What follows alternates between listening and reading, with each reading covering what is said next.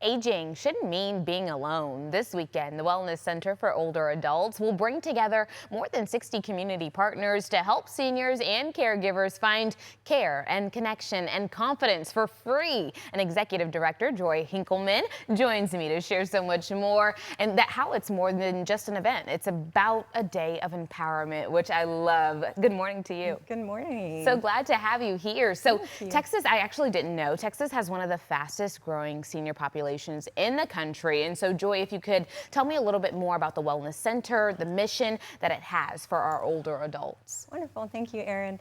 So yes, the Wellness Center for Older Adults has been in existence for almost 50 years. Wow. And yes, the seniors, that is the fastest growing population. It's actually estimated to increase by another 20% in the next 5 years. Wow. My So, goodness. yes. Okay. Yes. I had no idea. I mean, Yes. when you put numbers on it and statistics, huge. it's like, it's a lot. It's huge. So what It's do you huge. think are some of the biggest challenges that our older adults are facing right now?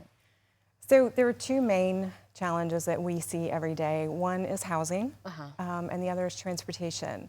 So with housing, the cost of living is so expensive these days. Our seniors live on a fixed income.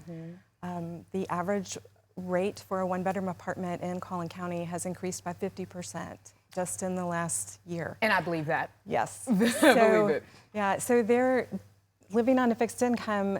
They're having to make choices. You know, do I pay rent? Do I get food? Do I get my medications? What, my utilities? What do I do? And so a lot of our seniors, unfortunately, are ending up on the streets, living in their cars. And so we try to help them navigate that, help them get back in housing. And transportation is another huge issue.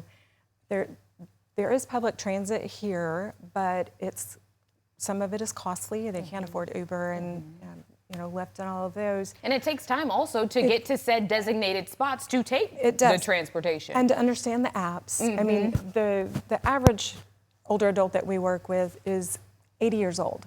So if you think about where they've been in their lives and the technology that they're accustomed to. They're not learning no new app. It's not going to happen, and that's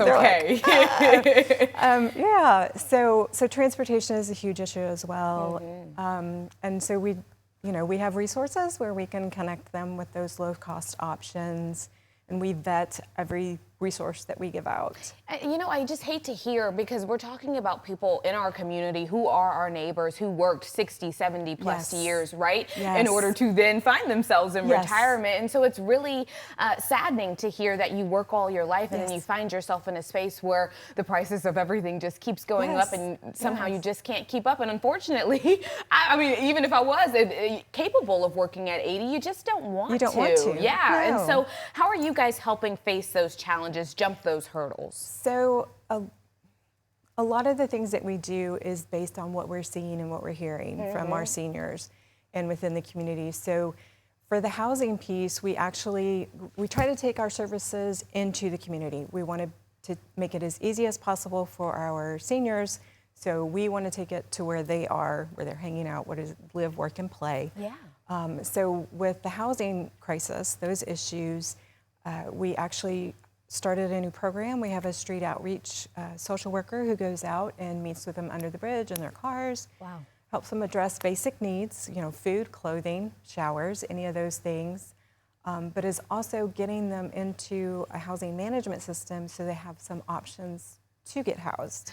Now, can I ask you, because obviously you have all of these programs, right? But they need to be funded some sort of way. Yes. And you do have your annual community resource fair. It's coming up on November 8th, very quickly. Yes. What can people expect when they walk through the door if they attend? Well, it's going to be fun, but before they even walk in the door, there's going to be a food truck out in the parking lot. Credit Union of Texas is donating breakfast for the first 300 guests. Wow. Then when they come in the door, our volunteers and my amazing staff will welcome them, escort them back, show them where all the vendors are. And we're really excited this year. A new thing that we're doing is we have some licensed pharmacists and pharmacy students that are coming in, and they're going to do a medication evaluation for our seniors. Very good. Okay, so we can reevaluate whether we actually need said Yes, medications and if take we're it to spending their our money on yes, it. take it to their Very physicians. good. Well, thank Yeah. you so much for all that you're doing in our Absolutely. community for our older adults. I think a lot of times they get forgotten, and so we need do. initiatives like this to remind us that they are a very big part of our Yes. community. And Yes. that community resource fair is this Saturday, you guys, if you would like to be a part, November 8th from 8 a.m. to 12 p.m. It's at the Sam Johnson Recreation Center in Plano, and you can learn more at wellnesscenteronline.org or by emailing info@wellctr.org. Thank you again so much for joining me. Thank Appreciate you. it.